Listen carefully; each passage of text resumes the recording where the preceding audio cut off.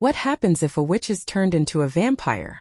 How to survive in captivity, and how not to lose your humanity. Claire learned this on herself. She was the kind of girl people gravitated toward, like moths to a champagne-colored flame. Claire, with her radiant smile and honey-gold hair that shimmered under the glow of party lights, moved through life as if it were her stage. Carefree, wild, and endlessly magnetic. She lived for the electric thrill of music that thumped like a second heartbeat, for rooftop dancing and moonlight kisses, for strangers who felt like old lovers after 3 drinks and a stolen laugh. The night before had been a blur. Electric blue cocktails, shouts of joy echoing in narrow city alleys, arms that felt familiar tightening around her waist, a whisper at her neck, "You taste like starlight." And then, nothing. She woke up on cold, unforgiving stone. The first thing she felt was pain, sharp, pulsing pain in her neck and skull, as if someone had driven nails into her spine. Her limbs were heavy, her breath shallow. Her eyes fluttered open, but the light was almost non-existent. The room was dim, damp, and reeked of mildew and metal. No windows. Just a suffocating silence that pressed against her chest. Other girls were scattered around her, some sprawled unnaturally, others curled into themselves. A few groaned softly. One didn't move at all. Claire pushed herself up with trembling arms. Her bare feet slipped on the damp floor. Her heart began to pound, not with fear at first but confusion. Then the panic crept in. She didn't remember this place. She didn't remember how she got here. Dragging herself toward the shadows that hinted at stairs, she leaned on the wall, each step more desperate than the last. Her body protested, weak and unfamiliar. When she reached the base of the stairway, voices drifted down from above, male voices low and casual, as if this were all some private joke. She screamed like she meant it. One of them said, chuckling. She begged for her life. The other replied with lazy amusement. Claire's stomach turned. She climbed higher, careful not to make a sound. At the top of the stairs, she leaned just enough to peek into the room beyond. What she saw froze her in place. 2 men sat in velvet armchairs. They were painfully beautiful, skin like moonlight, eyes too vivid to belong to mortals. One of them held a girl in his lap, limp and silent. His fingers played absently with her hair. Then they leaned in, both of them, and bit. Claire watched as they drank from the girl like she was a wine glass passed between them. Their expressions were almost blissful, their laughter smooth and unhurried. She couldn't breathe, couldn't scream, couldn't even move. And then something shifted. A scent found her, sweet, heady, almost floral. It crept into her nostrils and wrapped itself around her senses. At the same time she heard it, faint knocking, rhythmic like a heartbeat echoing from somewhere deep inside her chest. And a thirst. A terrible, bone-deep thirst bloomed in her throat like wildfire. Her hand slipped against the wall. The sound echoed in the stairwell. Both men stilled. Their heads turned, eyes sharp and glowing. The dark-haired one moved impossibly fast. In one blink he was at the top of the stairs. In the next he was grabbing her. "Well, well," he purred, eyes full of wicked delight. "Sleeping Beauty's awake." He dragged her down without effort and threw her like a rag doll into the center of the stone floor. Her knees hit hard. She gasped. The air felt colder now. The other man followed, sauntering like a cat. They both laughed like this was all entertainment. "She promised us fun last night," the blonde one said, voice like silk over broken glass. "Guess it's time to collect," said the other. And Claire, too stunned to speak, could only tremble on the cold floor as their shadows closed in. She stopped struggling after the 3rd time they tied her down. The ropes burned, not with fire, but with something old threaded with salt and ash, a magic meant to suppress. Her wrists bruised beneath them, and her ankles ached from the way they bound her to the iron loop in the floor. Claire wasn't sure how long she had been here. Time didn't move the same way anymore. Days passed in fractured pieces, light flickering through the slats above, and the sounds of girls crying or not crying at all. The thirst never left her. It sat inside her like a second heartbeat. Every breath scraped against it. The worst part wasn't the pain. It was how good everything started to smell. The blood, the skin, the warmth of life as it passed by. Even her own sweat became fragrant. She hated herself for it. Michael and Sam came and went as they pleased. Like cruel gods visiting a shrine built in their image. They never explained anything. They just watched her with amused eyes, fed from the others when they pleased, and sometimes whispered about her like she was an experiment. "Do you think she'll break tonight?" Sam asked once, crouched beside her with his lips still stained red. Michael grinned. "She'll come around. They always do. Hunger is the best leash." She wanted to scream at them, to curse them, but her voice was too dry. Her thoughts drifted like smoke. The other girls? Most of them were fading. Some had already gone. Claire tried not to look at the bodies when they stopped breathing. She tried not to imagine herself next. And yet she didn't die. She endured. There was something inside her that refused to give them the satisfaction. Every day they left her starving, weak, more monstrous than the last, and every day she still remained Claire, even if that name felt like a distant echo now. Then one night, she woke to the sound of a body hitting the floor. Her senses snapped into focus. A boy, a stranger, lay beside her, unconscious or dead, she couldn't tell. One of his arms had been shoved carelessly through the iron bars of her cage, his wrist hanging just within reach. His skin was warm. His blood called to her like music. She didn't think. She didn't fight it. She bit. The taste of him was everything. It was sunrises and summer storms. It was fire and velvet and shame. She drank until the thirst dulled, until her mind cleared, until she could feel her body again. Then he went limp. A soft sigh escaped his lips. She stared at him, horrified. His blood dripped from her chin. She had taken from him. Behind her, slow applause echoed through the chamber. Michael stepped out of the shadows, his grin wide with approval. "Atta girl." Sam leaned against the far wall, arms crossed. "Told you she'd give in." She tried to wipe her mouth. Her hands trembled too much. "Now," Michael said, walking closer, "are you going to behave?" Claire didn't speak. Her throat still tasted of blood. "Say it," he said, crouching down to meet her eyes. His gaze was honey and poison. "Say you're ours now." She didn't want to. But the hunger, the shame, the need to survive. She nodded. Her voice cracked. "I'll do whatever you want." She thought they might stop hurting her once she agreed to serve. They didn't. They just changed the rules. Claire was no longer tied down, but her freedom was illusion, a velvet chain. They gave her elegant clothes, soft slippers, and a gilded collar she could never remove.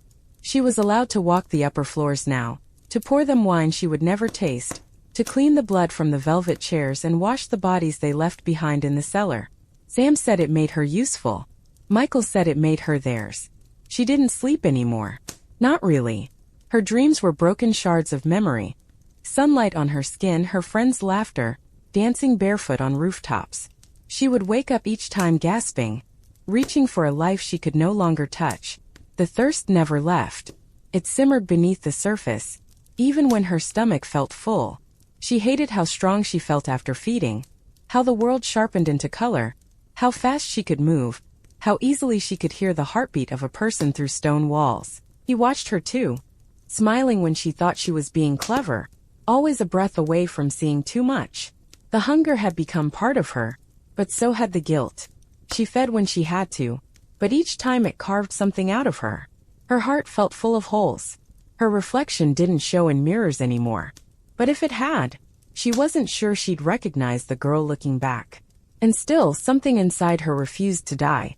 One night, cleaning the study after Sam had left a corpse draped across the fireplace like a discarded coat, she found it, tucked inside the spine of an old, leather-bound book titled Lamia and the Blood Rite. A scrap of parchment, brittle with age, pressed between the pages like a secret meant to find her. It wasn't written in English, but she could read it.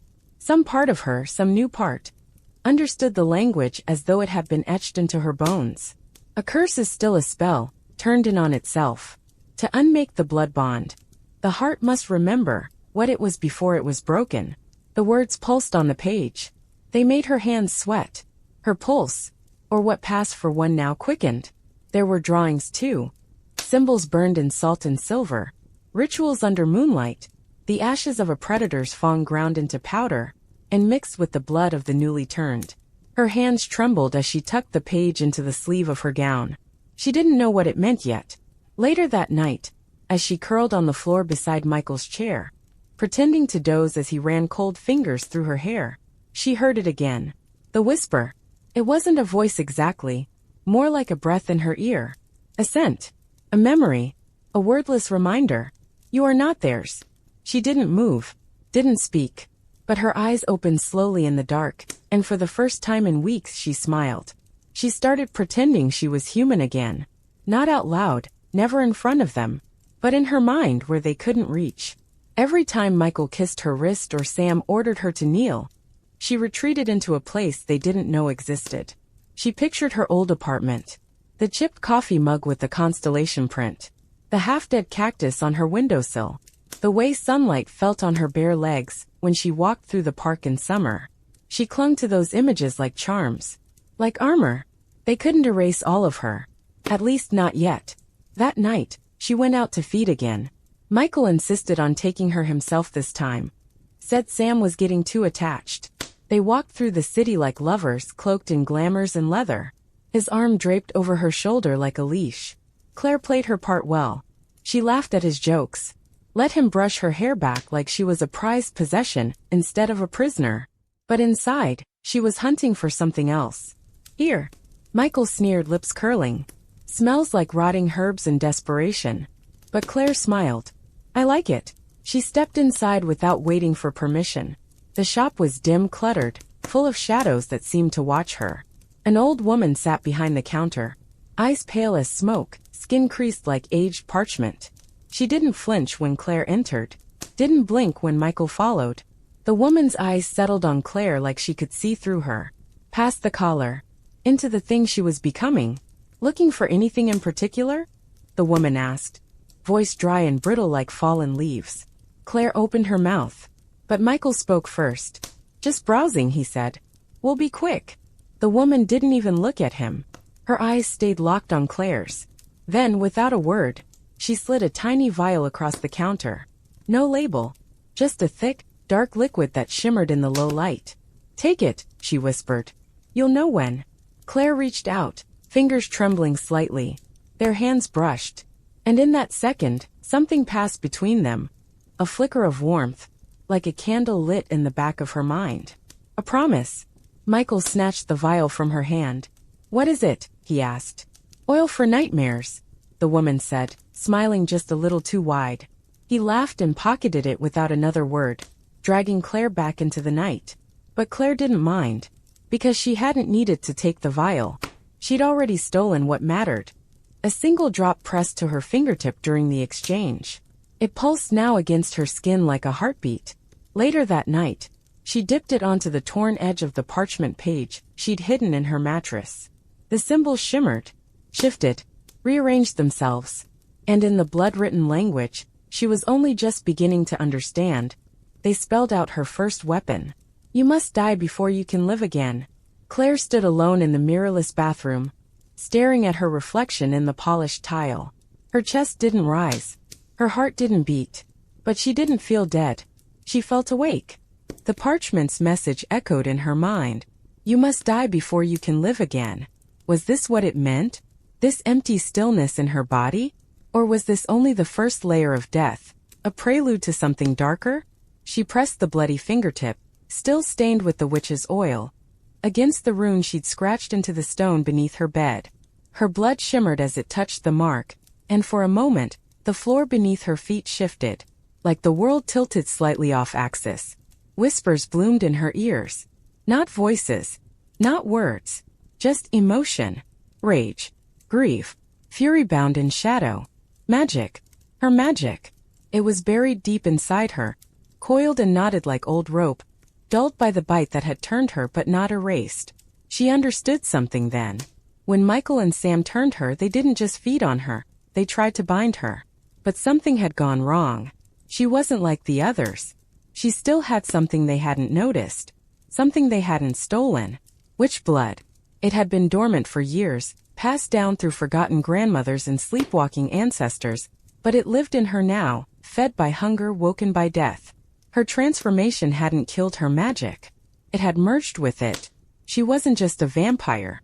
She was something new. When she stood again, the rune was glowing faintly beneath the bed. Not enough for Michael or Sam to notice yet, but enough to mark the first thread of her spell. Claire pressed her palm to her chest. Still no heartbeat.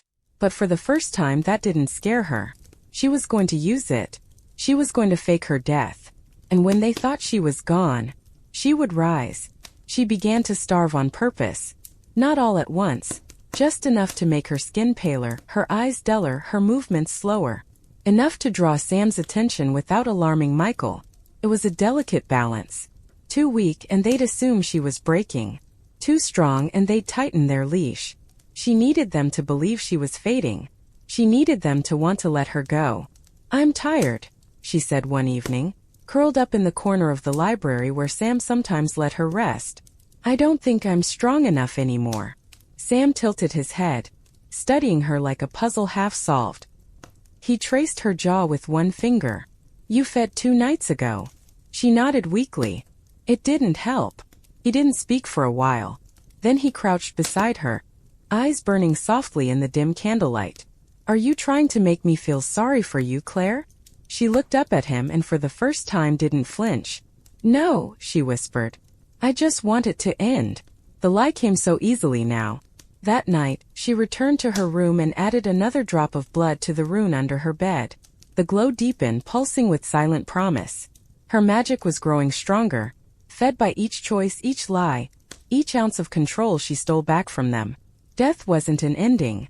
It was strategy. She began to practice stillness. Not just the stillness of the body but of thought, of energy. She'd read once that the oldest vampires could slow their presence so completely, they became invisible even to their own kind.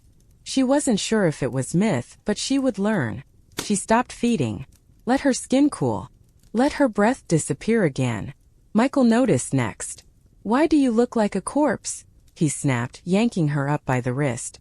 She didn't resist. "Maybe that's all I am now." He threw her down, disgusted. But he didn't press her. Not yet. Perfect. That night, Claire knelt on the floor, tracing the last sigil with a stolen shard of silver. Her fingers ached. Her vision blurred. But when it was done, the magic thrummed through her bones like a second heartbeat. Then she lay down on the stone floor, arms at her sides, eyes open, and she stopped moving. She stopped everything. Breath, pulse, presence. She let her body mimic death so perfectly, even the house seemed to pause. When Sam came to check on her the next night, he stared at her for a long time. He touched her neck, waited for hunger. There was nothing. "Michael," he called. His voice cracked slightly. "She's gone." And beneath that still, lifeless skin, Claire smiled. They buried her beneath the house. Not in a coffin. Not with mourning. Just stone and silence. Michael refused to say her name. Sam lingered a little longer, stood over her for an hour, maybe 2.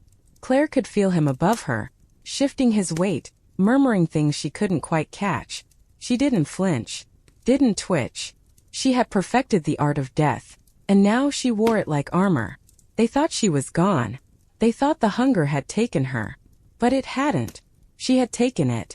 Down in the dark, surrounded by cold earth and bitter stone, she waited. The magic she'd etched into her skin whispered around her now.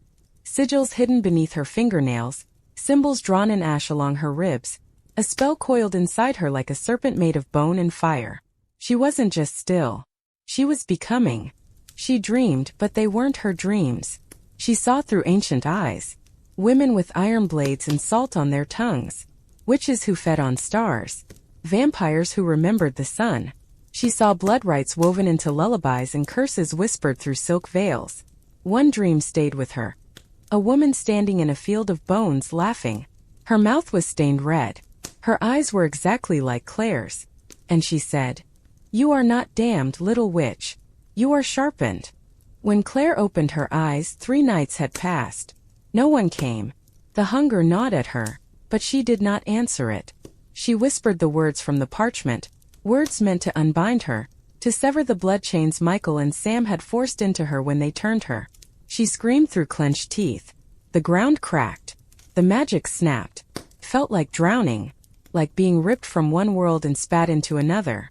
But when the air returned to her lungs and her eyes adjusted to the dark, she wasn't the same. She was something else. She rose from the stone with fire under her skin. She walked, because she was no longer prey. She was the storm. She moved like a ghost, barefoot, silent, no breath fogging the air. Her skin was colder than stone, but her heart, what little remained, beat with fire. Her witch blood surged beneath her skin, no longer sleeping. Every step whispered a promise. I'm coming for you. She slipped through the lower corridors, through chambers of velvet and bone.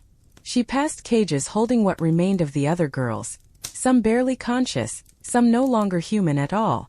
She wanted to stop, to tell them to hold on. But it wasn't time yet. They would see what she was about to do. She crept to the study door. The same room where they'd first fed in front of her like gods at a feast. She paused outside, listening. Inside, Michael and Sam argued, their voices low and sharp. She didn't just die, Sam was saying. You felt it. Something changed. Michael scoffed. You're losing your edge. She was weak. Broken. We kept her too long, she faded. They all do.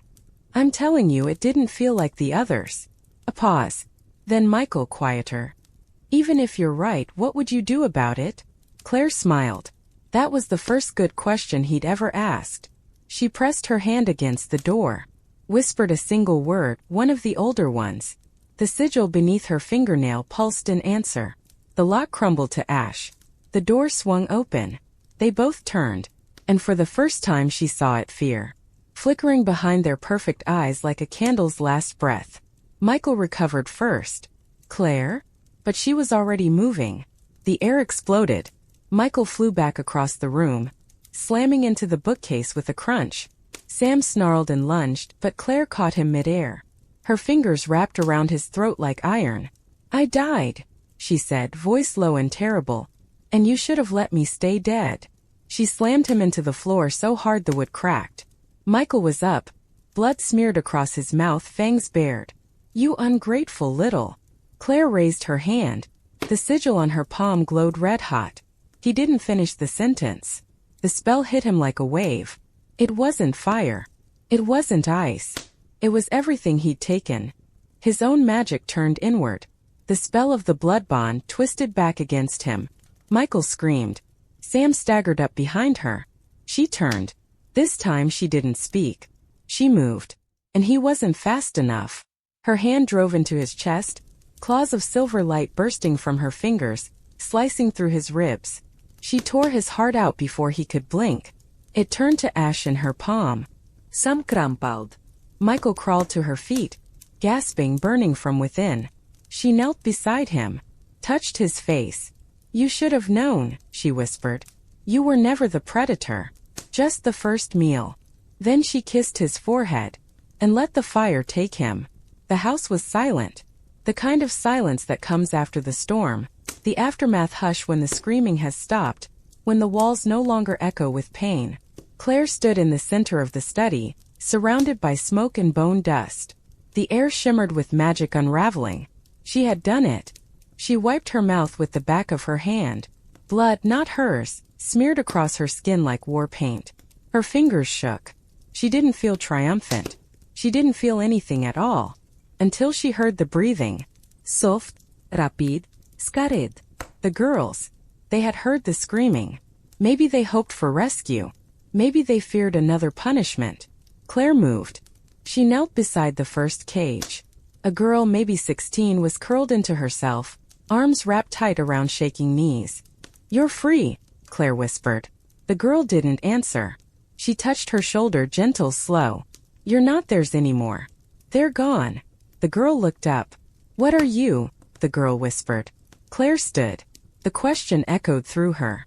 What was she now? Not just vampire. Not just witch. Not just victim. She was the end of something. The first page of something else. She didn't have an answer. She helped the girl up. Then another. And another. By dawn they were gone. Claire stood at the threshold, watching the sun begin to touch the trees. It didn't burn her. But it didn't reject her. She had changed the rules. Claire stepped into the clearing. She didn't look back. For 3 days she wandered. She didn't need to eat. She didn't need to sleep. She listened, and the world began to answer. She heard the whispers in the roots, felt the pull of ley lines beneath her feet, winding through the earth like veins of power. She followed them until she found the circle. 7 stones arranged in a spiral, overgrown with moss and forgotten ivy. A witch's place. She stepped into the center and knelt. Her fingers touched the soil. Not for a spell. Not for vengeance. For an oath. I was broken, she whispered. I was made into a monster. I was told to kneel, to obey, to become less than I was. She drew a blade from her belt, sliced her palm, slow and deliberate. No more. The blood hit the ground and hissed. I will not hide. I will not run. I will not feed on the innocent. The wind stirred. The mist trembled. A figure stepped out from between the trees, hooded, silent, smelling faintly of herbs and starlight. Claire didn't flinch. You speak as if the forest listens, the figure said. Why should it care? Claire looked up. Because I'm not asking for permission, she said. I'm claiming a right. Silence. Then the figure stepped forward and offered her something wrapped in black cloth. She opened it. Inside was a stake. Not wood but obsidian and bone, carved with symbols she didn't recognize. It pulsed in her hand like it belonged there. A gift, the figure said. One hunter to another. Claire's fingers closed around it. Not for Michael. Not for Sam. But for all the others. The ones hiding in marble mansions. In cathedrals. In nightclubs and catacombs. The ones who hunted and enslaved and laughed while the world slept. She would find them. She would remind them what fear tastes like. She didn't return to the cities right away. Cities stank of lies. Of cheap perfume and quiet screams. They were nests now. Dens for things with perfect skin and dead hearts. Michael and Sam were never the only ones. The prettiest faces at the top of a rot that ran deep beneath polished floors and glittering chandeliers. She needed information. She needed names.